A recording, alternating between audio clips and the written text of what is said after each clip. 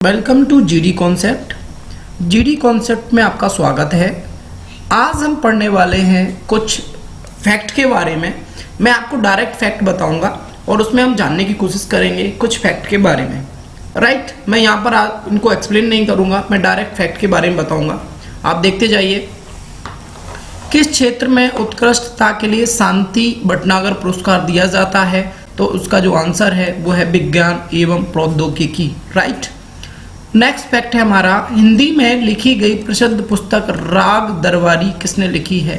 तो ये जो राग दरबारी पुस्तक है ये श्रीलाल शुक्ल ने लिखी है। अगला हमारा फैक्ट है बच्चों, यहाँ पर विलास वस्तुओं में क्रय के लिए बैंकों द्वारा किस प्रकार का ऋण दिया जाता है? तो बैंकों द्वारा जो ऋण दिया जाता है वो उपभोग ऋण दिया जाता है। कौन सा ऋण दिया जाता है? उपभोग ऋण दिया जाता है। सुश्री हेली थॉर्निंग सिमट किस देश की पहली प्रधानमंत्री हैं? तो इसका जो आंसर है वो है डेनमार्क। कहाँ की प्रधानमंत्री हैं? डेनमार्क की। पुस्तक last man in the tower के लेखक कौन हैं? तो इनके जो लेखक हैं वो है अरविंद अडिगा। याद रखना इस बात को। यूनेस्को ने निम्नलिखित में से किस दिन अंतर्राष्ट्रीय साक्षरता दिवस घोषित किया? तो ये याद रखिए 8 सितंबर को अंतर्राष्ट्रीय साक्षरता दिवस जो मनाया जाता है वो 8 सितंबर को मनाया जाता है। प्रादेशिक सेना में MS धोनी को कौन सी मानद पदवी दी गई या उपाधि से सम्मानित किया गया? तो इसका आंसर है लेफ्टिनेंट कर्नल। अगला क्वेश्चन है आपका, भारत में खुदरा ऋण का सर्वाधिक प्रतिशत किसका है? तो याद रखना सबसे ज़्यादा सर्वाधिक जो प्रतिशत है वो आवास ऋण का है। प्रसिद्ध रशियन क्लासिक पुस्तक दी मदर का लेखक कौन है? तो प्रसिद्ध रशियन क्लासिक पुस्तक दी मदर के जो लेखक हैं वो है मैक्सिस गोर्की। याद रखना इस बात को। मध्य प्रदेश की राजधानी निम्नलिखित में से कौन सी है? तो मध्य प्रदेश की राजधानी जैसा कि आप सभी को पता है राजधानी है भोपाल।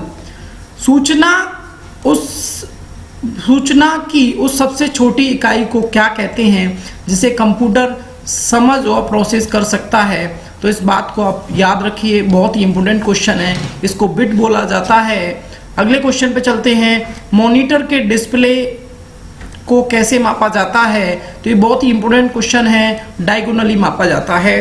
अगर किसी भी मॉनिटर के डिस्प्ले को मापा जाएगा तो उसे डायगोनली मापा जाएगा। प्रिंटर, कीबोर्ड और मॉडेम जैसी बाहरी डिवाइसों क्या कहलाती हैं? तो इनको बोला जाता है पेरिफेरल्स डिवाइसेस। कई बार क्वेश्चन में पूछा गया है प्रिंटर, कीबोर्ड और मॉडेम जैसी बाहरी जो डिवाइस हैं उनको क्या कहा जाता है? तो आपका आंसर होना चाहिए पेरिफेरल्स डिवाइस। अगला फैक्ट है हमारा, माउस के दो मानक बटनों के बीच स्थित व्हील का प्रयोग किया जाता है। इसमें आपका आंसर होगा स्क्रॉल करना। क्या करना? स्क्रॉल करना। संयुक्त राष्ट्र संघ की स्थापना कब की गई थी? बहुत ही ज़्यादा इंपॉर्टेंट क्वेश्चन है, वेरी वेरी इंपॉर्टेंट क्वेश्चन है, इसको आप टिक कर लीजिए। तो इसकी जो स्थापना की गई थी वो की गई थी 24 अक्टूबर 1945 को। कई बार क्वेश्चन आपके एग्जाम में पूछा गया है, आगे भी पूछा जाएगा। जो बहुत ज़्यादा वेरी वेरी इंपॉर्टेंट क्वेश्चन है उसके बारे में मैं आपको बताता जाऊँगा। कोणार्क का सूर्य मंदिर नरसिंह देव प्रथम किसने बनवाया था? वे किस राजवंश से थे? तो शाही गंगा राजवंश थे।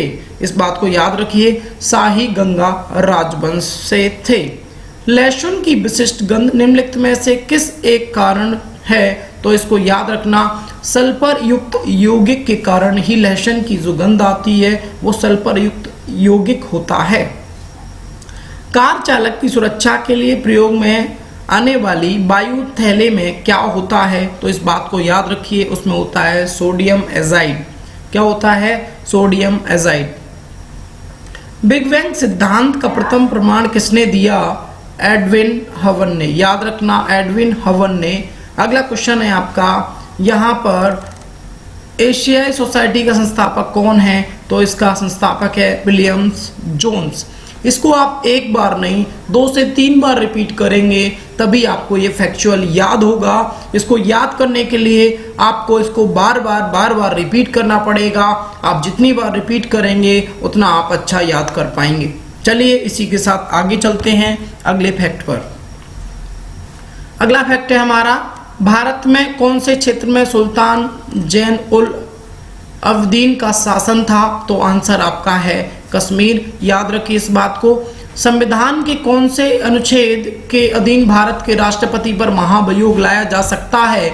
बहुत ही ज़्यादा वेरी वेरी इंपॉर्टेंट क्वेश्चन है, इसको आप नोट कर लीजिएगा, कई बार रिपीट हुआ है और फिर भी आएगा। इसका आपका आंसर हो जाएगा अनुच्छेद 61।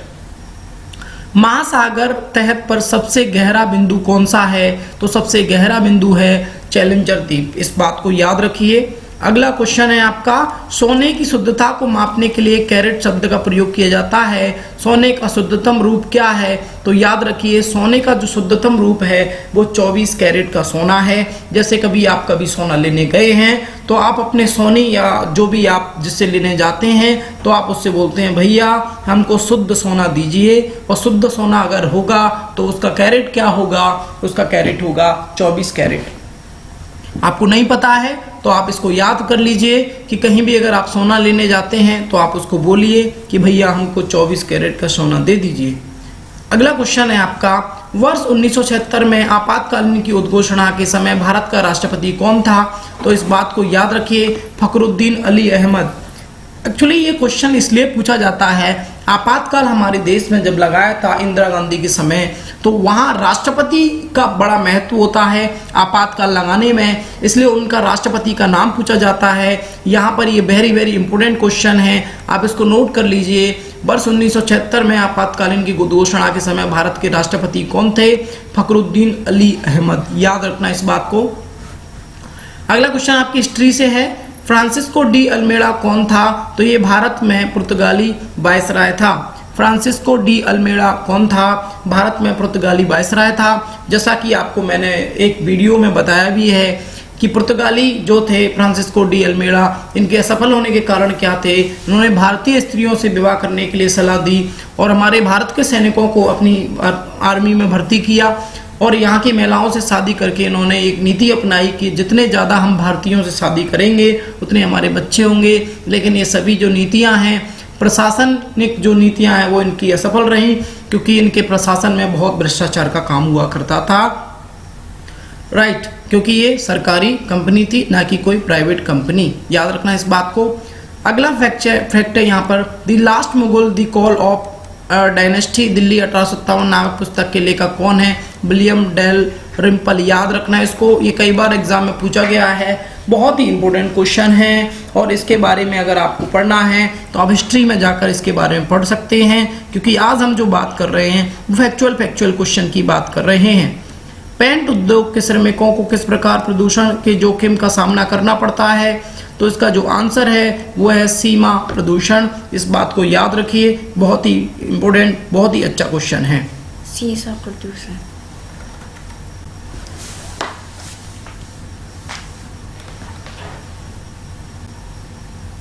बीड़ी लपेटने वाले अच्छाधान के रूप में प्रयोग आने वाले पत्ते किससे प्राप्त होते हैं? तो वो प्राप्त होते हैं तेंदू से। राइट, अगला क्वेश्चन देखिए, to a hunger free world पुस्तक का लेखक कौन है? उसका लेखक है MS स्वामीनाथन। कौन है? MS स्वामीनाथन। 1962 के भारत चीन युद्ध के दौरान भारत के रक्षा मंत्री कौन थे? तो भारत के रक्षा मंत्री थे VK कृष्ण मेनन। इस बात को याद रखिए, क्योंकि ये क्वेश्चन इसलिए इंपोर्टेंट बन जाता है, दैट टाइम हमारा भारत का क्या हुआ था? चीन के साथ युद्ध हुआ था, जैसा कि अभी आपको देखने में मिल रहा है। चीन के साथ हमारे संबंध अभी ठीक नहीं हैं। चीन के बॉर्डर पर हमारे सैनिकों में, भारत के सैनिकों में झड़प हो रही है किसी बात को लेकर। इसको लेकर हमारे भारत के प्रधानमंत्री जी चीन की जो सीमा है उस पर आज गए भी थे, और हमारे भारत में इस बात को लेके बहुत ही जोश है। अब ये नया भारत है, इससे टक्कर लेना बहुत आसान नहीं है। आप चाहें तो हम चीन को टक्कर दे सकते हैं। तो इस तरीके से ये भारत चीन के युद्ध के बारे में बात की गई है 1962 में। याद रखना। नेक्स्ट है, कॉर्टेस जेनरल्स निम्नलिखित देशों में किसकी पार्लियामेंट है? तो याद रखना स्पेन की। इस बात को याद रखना। नेक्स्ट क्वेश्चन है हमारा, पृथ्वी के तल से तुल्यकाली उपग्रह की ऊंचाई लगभग कितनी है? तो इस बात को याद रखना 35,000 किलोमीटर है। कितनी हजार किलोमीटर है? 35,000 किलोमीटर है।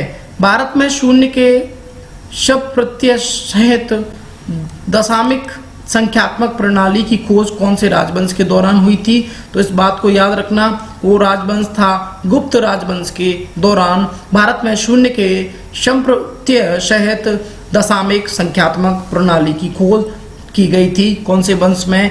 इसको याद आप रखें, गुप्त वंश में की गई थी।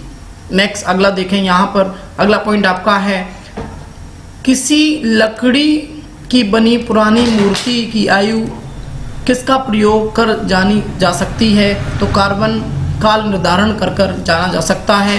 ये कई बार एग्जाम में पूछा गया क्वेश्चन है। यहाँ पर नेक्स्ट क्वेश्चन के बारे में बात करते हैं हम, कौन सा एक विटामिन अमरूद में प्रचुरता से मिलता है? याद रखना बच्चों, यहाँ पर जितने भी खट्टे पदार्थ होते हैं उनमें सभी में विटामिन सी पाया जाता है। अपन सभी ना बोलकर ऐसा बोल सकते हैं, अधिकतर में विटामिन सी पाया जाता है। अगला, कॉन्क्वेस्ट ऑफ सेल्स पुस्तक के लेखक कौन हैं? तो इसके लेखक हैं महात्मा गांधी। भारत के संविधान की किस अनुसूची में 3 सूचियां हैं जो संघ राज्यों के बीच शक्तियों का विभाजन करती हैं? तो वो है 7वीं अनुसूची, राइट। यहाँ पर नेक्स्ट बात करते हैं हम। अगला क्वेश्चन है, एशियाई खेल 2014 में कहाँ होंगे? तो ये होंगे आपके इंचियोन में। अगला क्वेश्चन है आपका, स्फिग्नोमीटर का क्या मापा जाता है? तो इससे रक्तदाब मापा जाता है। क्या मापा जाता है? रक्तदाब। महान लॉन टेनिस खिलाड़ी बोन वॉर किस देश का है? याद रखिए, स्वीडन का है। कहाँ पर है? स्वीडन का है। देखिए, क्रिकेटर हुए, आपके बड़े बड़े ये गेम्स हुए, फुटबॉल हुए, राइट, वॉलीबॉल हुए, इनके जो फेमस खिलाड़ी हैं उनको आप याद कर लीजिएगा। उन्होंने कहाँ कहाँ बहुत अच्छा प्रदर्शन किया उसको याद कर लीजिएगा। यहाँ पर ये क्वेश्चन इसमें से पूछा जाता है। और आप आजकल तो क्रिकेट से या किसी भी स्पोर्ट्स की हम बात करें, उससे कोई ना कोई क्वेश्चन तो पूछा ही जाता है। तो क्यों ना हम स्पोर्ट्स की जानकारी को अच्छे से अपने पास रखें। अगर हम कोई भी एग्जाम अगर देने जाते हैं तो आसानी से हम उस क्वेश्चन को करके आएंगे। अगला है हमारा, वर्ष 2011 की जनगणना के अनुसार विश्व की कुल जनसंख्या में भारत की हिस्सेदारी कितनी थी? तो बहुत ही ज़्यादा वेरी इंपॉर्टेंट क्वेश्चन है ये, 17.5%। वर्ष 2011 की जनगणना के अनुसार विश्व की कुल जनसंख्या में भारत की हिस्सेदारी कितनी प्रतिशत है? तो उसका आंसर होगा 17.5%। अगला क्वेश्चन है आपका, 1739 में कांग्रेस की अध्यक्षता हेतु महात्मा गांधी ने किससे सुभाष चंद्र बोस के विरुद्ध नामित किया था? पट्टाभी सीतारामैया। देखिए, यहाँ पर मैं आपको सुभाष चंद्र बोस जी के बारे में बता देता हूँ। सुभाष चंद्र बोस जी बहुत ही महान व्यक्ति थे और अगर इनके बारे में जितना जाने उतना कम था। मेरे विचार जहाँ तक हैं, सबके अपने विचार होते हैं, मैं अपने विचार आपको बता देता हूँ। सुभाष चंद्र बोस इस देश के बहुत ही पढ़े लिखे व्यक्ति और बहुत ही महान व्यक्ति थे, लेकिन जवाहरलाल नेहरू और महात्मा गांधी ऐसा नहीं चाहते थे कि वो कांग्रेस के अध्यक्ष बने। महात्मा गांधी ने यहाँ तक उनको बोल दिया था, अगर आप कांग्रेस के अध्यक्ष बनते हैं तो मैं कांग्रेस से इस्तीफा दे दूंगा। तो महात्मा गांधी की बात को नकारते हुए उन्होंने चुनाव लड़ा। हालांकि सुभाष चंद्र बोस अध्यक्ष बने, लेकिन गांधी जी की नाराजगी को देखते हुए सुभाष चंद्र बोस ने कांग्रेस से इस्तीफा दे दिया और एक नई पार्टी का गठन किया। तो ये कांग्रेस के बारे में था। आप इसके बारे में जानने के लिए जब मैं आपको सुभाष चंद्र बोस पढ़ाऊंगा तब मैं आपको बताऊंगा। अगला फैक्चुअल है हमारा, अंग्रेज ईस्ट इंडिया कंपनी का प्रतिनिधित्व कैप्टन हॉकिंस किसके राज दरबार में राजकीय अनुग्रह प्राप्त करने के लिए उपस्थित हुआ था? याद रखना, जहांगीर। ये भी क्वेश्चन कई बार पूछा गया है। अगला क्वेश्चन है, भारत में 1940 में लॉर्ड वॉवेल ने किसके अंतरिम सरकार गठित करने के लिए आमंत्रित किया था? तो याद रखना, जवाहरलाल नेहरू, राइट। एक बार फिर से रिपीट कर लेते हैं। भारत में 1946 में लॉर्ड वॉवेल ने किसको अंतरिम सरकार गठित करने के लिए आमंत्रित किया था? जवाहरलाल नेहरू को। देखिए, यहाँ पर अगर अपन बात करें, जो अंतरिम सरकार गठित की गई थी उसमें जवाहरलाल नेहरू जी को बुलाया गया था। ये कुछ कमियां थी, जैसे अपन महात्मा गांधी की भी कमियां मान सकते हैं, कुछ जवाहरलाल नेहरू जी की कमियां भी मान सकते हैं। अगर सभी को ये लोग साथ लेके चलते, भगत सिंह को, सुभाष चंद्र बोस को, जितने भी हमारे क्रांतिकारी लोग थे, तो कहीं ना कहीं हमारे देश में एक अलग एनर्जी के साथ हम अंग्रेज़ों को बहुत पहले भगा चुके होते। लेकिन कोई बात नहीं, इतिहास में गलतियां की गई हैं तो उनको हमको सीखना चाहिए, आगे इस टाइप की गलतियां ना दोहराई जाएं। अगला क्वेश्चन है आपका, WC रैंड कौन था जिसकी वर्ष 1897 में छापेकर बंधुओं की हत्या की थी? पूना प्लेग कमीशन का चेयरमैन था। अगला क्वेश्चन है आपका, किस वॉयसराय के काल में वर्नाकुलर फ्रेस एक्ट निरस्त किया गया? तो याद रखना लॉर्ड रिफिन। कौन था? लॉर्ड रिफिन। अगला देखिए, रविन्द्रनाथ टैगोर ने किसके विरोध में नाइटहुड का त्याग कर दिया था? तो जलियांवाला बाग हत्याकांड, जलियांवाला बाग हत्याकांड। अगला क्वेश्चन देखिए, सर्वहार के अधनाकत्व शब्दों का निर्माण किसने किया? तो याद रखना कार्ल मार्क्स ने किया। किसने किया? कार्ल मार्क्स ने किया। अगला क्वेश्चन देखिए, DRDO द्वारा विकसित अग्नि मिसाइल 5 की मारक क्षमता कितने किलोमीटर है? ये क्वेश्चन भी कई बार एग्जाम में पूछा गया है, तो इसको भी आप याद कर लीजिए। DRDO क्या होता है? Defence research development organisation. ये हमारे भारत में जो हमारी आर्मी के वेपन्स हैं उनको बनाने का काम करता है। तो आप DRDO के बारे में पूरी जानकारी निकाल लें। DRDO हुआ, इसरो हुआ, UN हुआ, हमारे जो इंटरनेशनल भारत के जितने बड़े बड़े ऑर्गेनाइजेशन हैं उनके बारे में, सभी के बारे में जानकारी रखिए। सभी से एक ना एक प्रश्न पूछ लिया जाता है। जब हम सबके बारे में जानकारी होगी तो बहुत आसानी से उस क्वेश्चन को हम एग्जाम में कर आएंगे। हमारी सबसे बड़ी प्रॉब्लम यही है कि हमको यही नहीं पता होता है क्वेश्चन कहाँ से पूछा जाएगा, कैसे पूछा जाएगा। अगर हमें इसके बारे में जानकारी है तो बहुत आसानी से हम क्या कर सकते हैं, उस क्वेश्चन का आंसर दे सकते हैं। अगला देखिए, यहाँ पर अगला क्या है, भारत में वर्ष 1780 में कौन सा पहला अंग्रेज अखबार था? तो वो था दी बंगाल गजट। इसको याद रखना बच्चों, ये कई बार एग्जाम में पूछा गया है। भारत में वर्ष 1780 में कौन सा पहला अंग्रेजी अखबार था? तो बंगाल गजट कई बार एग्जाम में पूछा गया है। मैंने भी कई एग्जाम दिए हैं, उसमें मुझे भी मिला है। किस भारतीय रियासत ने 15 अगस्त 1947 को भारतीय संघ में अधिमिलन किया? तो वो था हैदराबाद। कौन राम मोहन राय की तत्काल बाद ब्रह्म समाज का प्रमुख बना? तो ब्रह्म समाज का प्रमुख बना बच्चों यहाँ पर देवेंद्रनाथ टैगोर। याद रखना इस बात को। अगला क्वेश्चन है आपका, पुस्तक बैंकर टू द पुअर का लेखक कौन है? तो इनके जो लेखक हैं वो है मोहम्मद यूनिस। कौन है? मोहम्मद यूनिस। मानव शरीर में किस ग्रंथि में आयोडीन संग्रहित होता है? इस बात को याद रखना, थायराइड। क्या होता है? Thyroid. National institute of ocean technology कहाँ अवस्थित है? तो इसका आंसर जो होगा वो होगा चेन्नई। जनगणना 2011 के अनुसार भारत में प्रति 1000 पुरुषों पर महिलाओं की संख्या कितनी है? तो इसका आंसर होगा 940। विश्व में कपास का सर्वाधिक कृषि क्षेत्र किस देश का है? तो याद रखना भारत का है। एक बार रिपीट कर लेते हैं, वेरी वेरी इंपॉर्टेंट क्वेश्चन है। विश्व में कपास का सर्वाधिक कृषि क्षेत्र किस देश का है? तो आपका आंसर होगा भारत का है। हमारे सामने विद्यमान सभी मामले में कृषि मामला सबसे पहला आता है, यह कथन किसका है? तो यह जवाहरलाल नेहरू का है। अल्जान शाह हॉकी टूर्नामेंट की मेजबानी कौन सा देश करता है? तो इसका आपका आंसर होगा मलेशिया। कौन? क्या आंसर होगा? मलेशिया। अगला क्वेश्चन देखिए, ब्लैक बॉक्स रिकॉर्डर का आविष्कार किसने किया? तो आपका आंसर होगा डेविड वॉरेन। अमृतसर की संधि निम्नलिखित में से किसके और महाराज रंजीत सिंह के बीच संपादित हुई? Lord Minto. याद रखना, राइट।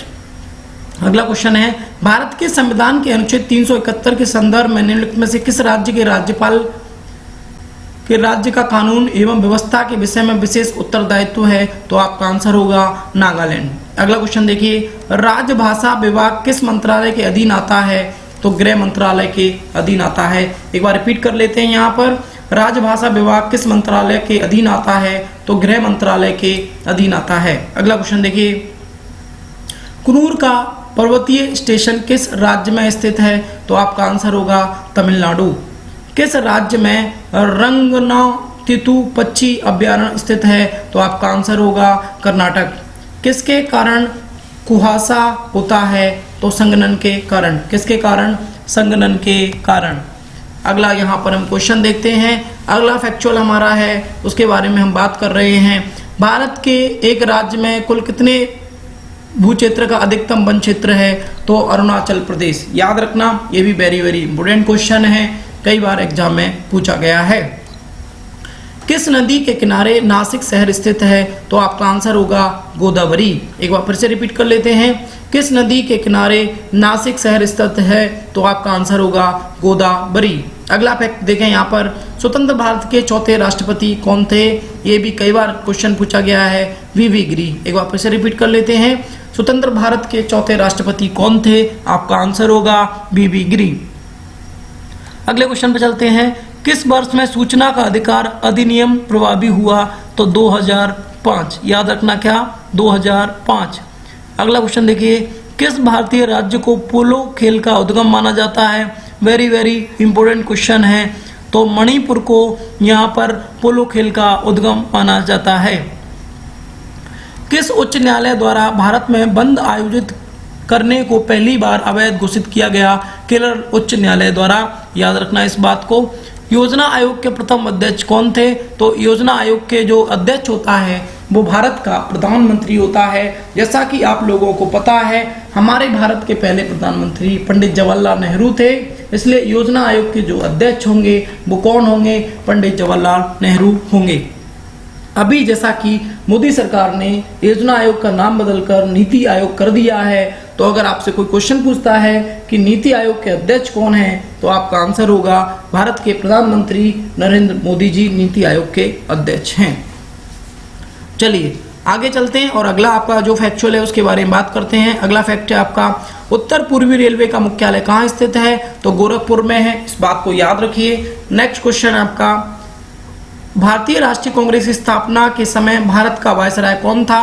वेरी इंपोर्टेंट क्वेश्चन है कि भारतीय राष्ट्रीय कांग्रेस की, देखिए जब भारतीय राष्ट्रीय कांग्रेस की स्थापना की गई थी तब इसमें अंग्रेज भी थे।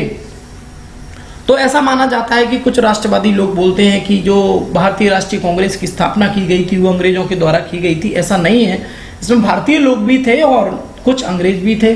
तो ये लोग क्या करते थे, थोड़ी सी जो बातें थी वो अंग्रेजों के फेवर में किया करते थे, इसलिए भारतीय राष्ट्रीय कांग्रेस का लास्ट टाइम पर विरोध किया गया तथा महात्मा गांधी के द्वारा भी कहा गया कि आज़ादी के बाद भारतीय राष्ट्रीय कांग्रेस को खत्म कर देना चाहिए। अगला क्वेश्चन है, किसके कारण मरीचिका की परिघटना होती है? तो आपका आंसर होगा प्रकाश का संपूर्ण आंतरिक परावर्तन। बहुत ही वेरी इंपॉर्टेंट क्वेश्चन है, किसके कारण मरीचिका की परिघटना होती है? तो आपका आंसर होगा प्रकाश का संपूर्ण आंतरिक परावर्तन। अगला क्वेश्चन देखिए, मानव शरीर में मलेरिया किस जीव के कारण होता है? तो मच्छर के काटने से हो जाता है। जैसा कि आपने सुना होगा, मलेरिया को फैलाने का जो काम किया था वो सबसे ज्यादा मच्छर ने किया था। तो अपने आसपास सफाई रखिए, स्वच्छ रहिए। अगर आप स्वच्छ रहेंगे, सफाई से रहेंगे तो आपको मच्छर नहीं काटेंगे। अगर आपको मच्छर नहीं काटेंगे तो आपको मलेरिया नहीं होगा। जैसा कि अभी हम कोरोना जैसे महाकाल में अगर देखने की बात करते हैं, तो कोरोना जैसे महाकाल में हमें थोड़ा सा स्वस्थ और स्वच्छ रहने की जरूरत है। घर से कम निकलिए, आप जितना काम है उतना घर से निकलिए और अपने आप को सुरक्षित रखिए। अगर आप हैं तो दुनिया है, अगर आप नहीं हैं तो दुनिया नहीं है। चलिए अगले फैक्ट पे चलते हैं। अगला फैक्ट है हमारा, व्यायाम के दौरान मानव शरीर में पसीना आना किस प्रक्रिया द्वारा अंकित करता है? तो परासरण नियमन। ये क्वेश्चन भी एक दो बार एग्जाम में पूछा गया है, इसको आप याद रखिए। किसके कारण दूध दही में परिवर्तित होता है? तो जीवाणु के कारण दूध दही में परिवर्तित होता है। मानव हृदय का कौन सा प्रकोष्ठ पूर्णतः ऑक्सीजनीकृत रक्त के महाधमनी और वहां से पूरे शरीर में भेजता है? तो आपका आंसर होगा वाम निलय। नेक्स्ट देखिए, संयुक्त राज्य अमेरिका में किसने थियोसॉफिकल सोसाइटी की स्थापना की थी? तो आपका आंसर होगा ब्लावत्स्की। अगला फैक्ट है आपका, 1866 में दादाभाई नौरोजी द्वारा किस शहर में ईस्ट इंडिया एसोसिएशन की स्थापना की गई थी? तो आपका आंसर होगा लंदन। भारत का प्रथम गवर्नर जनरल कौन था? तो भारत का प्रथम governor general Lord William Bentinck था। इस पर हम बात कर लेते हैं बच्चों। भारत का प्रथम जो गवर्नर जनरल था वो लॉर्ड विलियम बेंटिक था, लेकिन बंगाल का प्रथम गवर्नर जनरल जो था वो लॉर्ड वॉरेन हेस्टिंग्स था। कौन था? लॉर्ड वॉरेन हेस्टिंग्स था। लेकिन भारत का प्रथम जो गवर्नर जनरल था वो लॉर्ड विलियम बेंटिक था। कौन था? लॉर्ड विलियम बेंटिक था। अगले फैक्चुअल पे चलते हैं बच्चों। अगला हमारा जो फैक्ट है वो है फैक्ट है 1857 के बाद किसने इलाहाबाद में दरबार में ग्रेट ब्रिटेन संप्रभु द्वारा भारत सरकार को घोषणा की थी? तो आपका आंसर होगा लॉर्ड कैनिंग। क्या आंसर होगा? Lord Canning. इसी के साथ हम अगले फैक्ट पर चलते हैं और अगला फैक्ट हमारा है उसकी हम बात कर लेते हैं। तो अगला फैक्ट देखिए यहाँ पर दिया हुआ है, चक्रवर्ती राजगोपालचारी से ठीक पहले कौन भारत का गवर्नर जनरल था? तो आपका जो आंसर है वो है लॉर्ड माउंटबेटन। कौन है? Lord Mountbatten. अगला क्वेश्चन देखिए, मेघनाथ साहा किस क्षेत्र में अपना योगदान के लिए जाने जाते हैं? तो भौतिकी यानी फिजिक्स के लिए मेघनाथ साहा को भौतिकी के लिए जाना जाता है। कौन सा दिन विश्व पर्यावरण दिवस के रूप में मनाया जाता है? तो 5 जून जो है वो विश्व पर्यावरण दिवस के रूप में मनाया जाता है। वेरी वेरी इंपॉर्टेंट क्वेश्चन है, इसको याद रखिए आप। अगला, इंडिया रिमेम्बर्ड नामक पुस्तक किसने लिखी है? तो आपका आंसर होगा पामेला माउंटबेटन। अगला क्वेश्चन देखिए, सरकारिया आयोग किसके अध्ययन के लिए गठित किया गया था? तो केंद्र राज्य संबंध के लिए। अगला क्वेश्चन देखें, भारत में एकल नागरिकता की अवधारणा किस देश के संविधान से अपनाई गई है? तो आपका आंसर होगा इंग्लैंड। अगला क्वेश्चन देखिए, भारत में दल रहित लोकतंत्र का प्रस्ताव किसने रखा था? तो आपका आंसर होगा जयप्रकाश नारायण, मतलब जेपी नारायण। बहुत ही इंपॉर्टेंट क्वेश्चन है। डार्विन फिंचेस का प्रयोग किस समूह के लिए किया जाता है? तो पक्षियों के लिए किया जाता है, याद रखना। अगला फैक्ट है हमारा, डॉक्टर BR अम्बेडकर ने संविधान का हृदय और आत्मा किसे कहा है? तो संवैधानिक उपचारों का अधिकार जो है वो डॉक्टर भीमराव अम्बेडकर ने हृदय और आत्मा कहा है, याद रखना। यहाँ पर बच्चे क्या करते हैं बच्चों, कोई प्रस्तावना को आत्मा कहता है, कोई यहाँ पर अंबेडकर जी ने क्या कहा है उसको पूछ लिया जाता है, तो इसमें आपको कन्फ्यूजन ना हो, इसलिए पॉलिटी में इस डाउट को क्लियर कर लीजिएगा। महात्मा गांधी द्वारा सविनय अवज्ञा आंदोलन किस वर्ष शुरू किया गया था? तो ये 1930 में चालू किया गया था। एक बार फिर से रिपीट कर लेते हैं, बहुत वेरी वेरी इंपॉर्टेंट क्वेश्चन है। महात्मा गांधी द्वारा सविनय अवज्ञा आंदोलन किस वर्ष चालू किया गया था? तो आपका आंसर होगा 1930 में। अगला क्वेश्चन देखें, फायान किसके शासनकाल के दौरान भारत आया था? तो चंद्रगुप्त द्वितीय के दौरान भारत आया था। 1651 में मुगलों द्वारा बंगाल के किस स्थान पर ईस्ट इंडिया कंपनी को व्यापार करने की फैक्ट्री बनाने की अनुमति दी गई? तो आपका आंसर होगा कासिम बाजार। अगला क्वेश्चन देखें, किस सिख गुरु ने स्वयं को सच्चा बादशाह कहा था? तो गुरु हरगोविंद ने। एक बार फिर से रिपीट कर लेते हैं, किस सिख गुरु ने स्वयं को सच्चा बादशाह कहा था? तो गुरु हरगोविंद ने अपने आप को क्या कहा था? सच्चा बादशाह कहा था। शिव समुद्रम जलप्रपात किस नदी के मार्ग में पाया जाता है? तो आपका आंसर होगा कावेरी। आपका आंसर होगा कावेरी। अगला क्वेश्चन देखिए, इंकलाब जिंदाबाद का नारा किसने दिया? इंकलाब जिंदाबाद का जो नारा दिया वो दिया आपका इकबाल ने। किसने दिया? इकबाल ने। ये कुछ आपने आज फैक्ट पढ़े हैं, इन्हीं फैक्ट को मैं आपको बता देता हूँ। देखिए, फैक्ट जो होते हैं वो एक बार में याद नहीं होते हैं। फैक्ट को आप जितनी बार रिपीट करेंगे, 1 बार 2 बार 3 बार, इवन जब आप कोई भी फैक्चुअल एग्जाम देने जा रहे हैं, कोई भी सबऑर्डिनेट का एग्जाम देने जा रहे हैं, उस टाइम आपको क्या करना पड़ेगा? इनको रिवाइज करना पड़ेगा। एक क्विक रिवीजन के लिए अपन ने बनाया है। अगर आप किसी एग्जाम को देने जा रहे हैं, आपके पास टाइम नहीं है, उस टाइम आप इसका क्विक रिवीजन कर सकते हैं और बहुत आसानी से इनको याद किया जा सकता है। केवल आप 2 से 3 बार रिपीट करिए, आपको फैक्चुअल याद हो जाएगा। फिर मिलेंगे। जय हिंद, जय भारत।